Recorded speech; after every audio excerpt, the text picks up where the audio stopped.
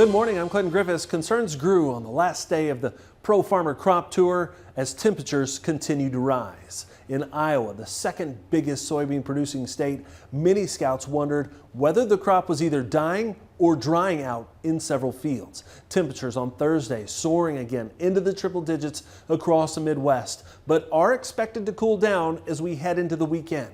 Now, on top of the heat, drought seems to be building back in. The latest drought monitor putting 32% of the U.S. now in drought, up 2% from last week. Zooming in on the final stops of the tour, Iowa, more than 74% of that state is in drought, with 5% now in extreme drought. Minnesota, where both legs of the tour ended up last night, not faring much better, 72% now in drought. A look at where the drought is focused when it comes to soybeans, the areas shaded there in red, the hardest hit. With 38% of the soybean crop in drought, Iowa there in the bullseye. Now we're sitting here with going to be 2 or 3 days of 120 degrees heat index. Beans are an August crop, so this crop is not finishing very well. Corn in drought, also inching up, now 43% in drought, up 1% from last week. Coverage of the 2023 Pro Farmer Crop Tour is brought to you by Pioneer.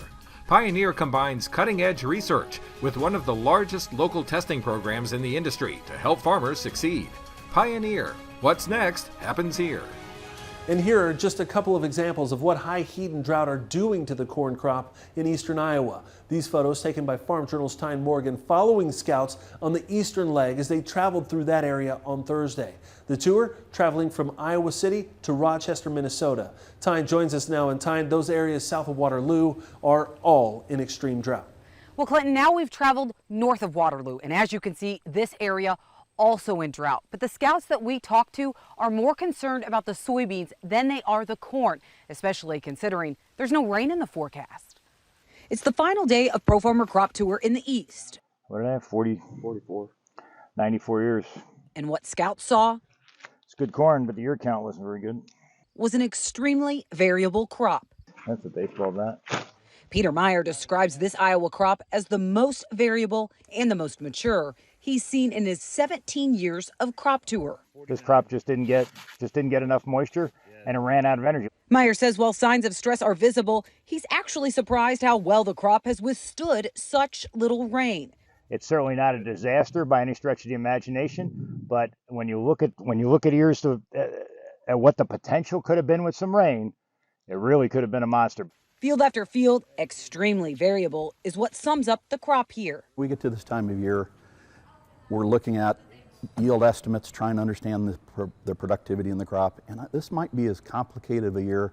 It's dynamic. Adding to the complication, the variability that's also showing up in soybeans. I don't really know if it's SDS or if it's just it's their time to go. And as you can see, fields of yellow soybeans are just another sign of the challenges eastern Iowa farmers have faced this year. It's interesting because you'll come upon one field where I would say that maybe 50% of it is this yellow color, and the field is obviously dying. The pod counts on Meyer's route in Iowa coming in better than what they saw in Illinois. There certainly are beans in the pods, and they're full beans, but boy, I've just been disappointed all week with the number of pods that I've seen. But according to area agronomists, pod counts aren't the greatest risk. It's really more seed size. That really is going to be the penalty now for the next 3 or 4 weeks. The biggest concern for beans now, not just the heat, but the fact one weather model pointing to no rain in this area until September 8th. Now we're sitting here with going to be 2 or 3 days of 120 degrees heat index. Beans are an August crop, so this crop is not finishing very well. Reporting from the eastern leg of Pro Farmer Crop Tour, I'm Tyne Morgan. The high heat not just reserved for Iowa, but into Minnesota, with the National Weather Service putting out excessive heat warnings for the southern part of the state.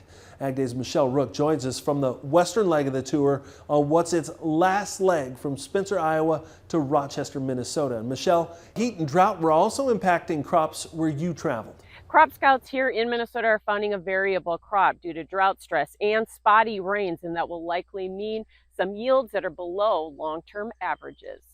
There's a lot of 2 bean pods on there. It's a little concerning too, I'd say. Minnesota farmer Brad Nelson was disappointed with how the day started out in soybean fields in south central counties. The first 2-3 stops I stopped, the 2 bean pods were very noticeable.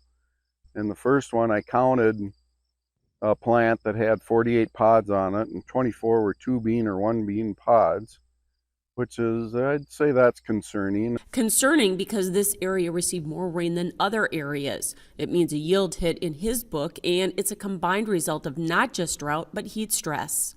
Well, it's a third less yield, you know, out of that plant almost. Maybe not quite a third, but probably 20-25% anyway.